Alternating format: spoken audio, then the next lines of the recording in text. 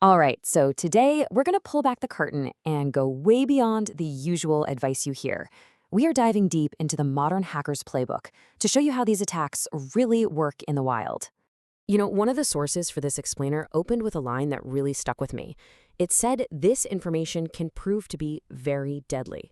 And honestly, they're not exaggerating. Understanding these techniques is your absolute best defense. Okay, so let's get right into it. We all think of two-factor authentication, 2FA, as this unbreakable shield for our accounts. It's supposed to be our safety net, right? But what if I told you that hackers are now blowing right past it? The real question is, how on earth are they doing that? Well, the answer often lies in a supercharged version of an old trick. This isn't your grandpa's phishing email. It's something much more sophisticated, a technique called smart phishing. And believe me, it is dangerously good. So here's the really wild part about how this all works. The heist happens in real time. The hacker's script doesn't just steal your login details for later. No. The second you type your username and password, it's plugging them into the real website in the background. Then the real site asks for that 2FA code.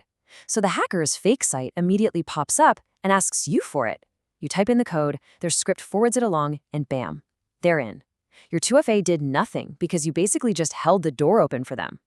And this right here is a perfect example of how convincing these fakes are. In a real case that almost fooled a major tech creator, the real site was collapster.com. The fake one, creator.collapsed.net. See that tiny change? When you're busy, you're scrolling fast, how likely are you to spot that? That's exactly what they're banking on. Okay, so that's the tech side.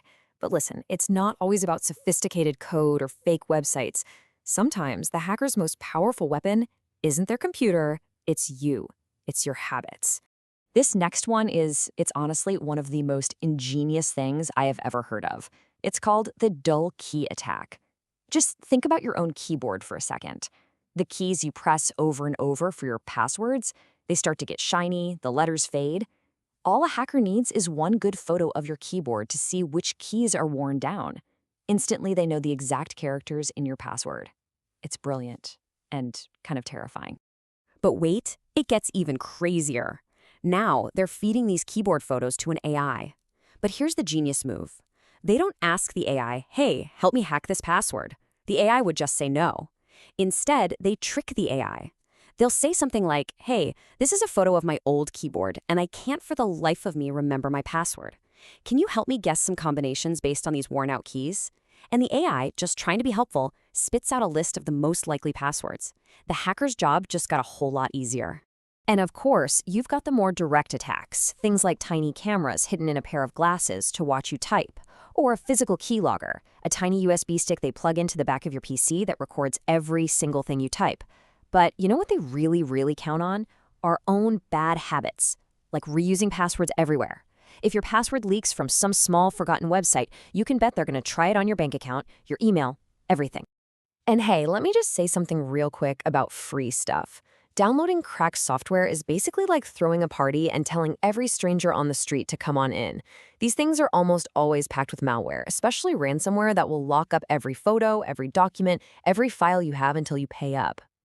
All right, so we've talked about your accounts and your habits, but what about the very network that connects all of it together? Let's pull back the curtain on the world of Wi-Fi hacking and see what's really going on.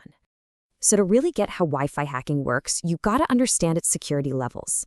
And one of our sources had this perfect analogy using locks. The old WEP protocol, that's like a super weak lock that basically any key can open. Then came WPA, which is more like a basic house lock. A duplicate key will get you in. WPA2, which is what most of us still use, is a strong lock. It's tough, but a determined pro can still pick it. But WPA3, that's like a biometric lock. You need a fingerprint. It's a whole different ballgame. Now, you know how in the movies you always see the hacker typing like crazy on a black screen? What are they actually doing? Well, they're entering commands. And the best way to think about it is like Alibaba saying, "Open sesame." That phrase was a specific command that made the cave do one specific thing, open the door. A hacker's command does the same thing. It tells the computer to perform a very specific action. The right command works like magic. The wrong one does absolutely nothing. So how do they actually crack a Wi-Fi network? It really comes down to 4 basic steps. First, they put their Wi-Fi card into something called monitor mode. It's like giving it super hearing so it can listen to all the traffic in the air, not just its own. Second, they scan for networks to target. Third, and this is the most important part, they capture what's called a handshake.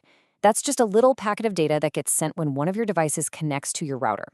And finally, they take that handshake and unleash a dictionary attack, hammering it with millions, sometimes billions of password guesses until one finally works.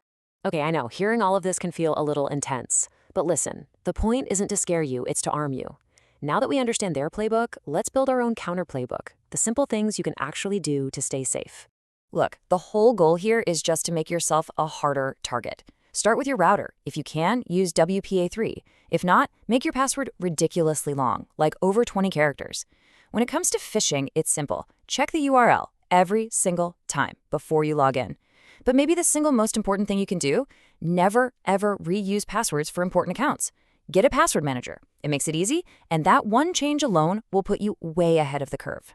And that really brings us to the big question at the end of all of this. After seeing how hackers can trick you into giving up your 2FA codes, how they can analyze the smudges on your keyboard, how they rely on you reusing passwords, what do you think the bigger risk is? Is it the technology, or is it us? Something to think about.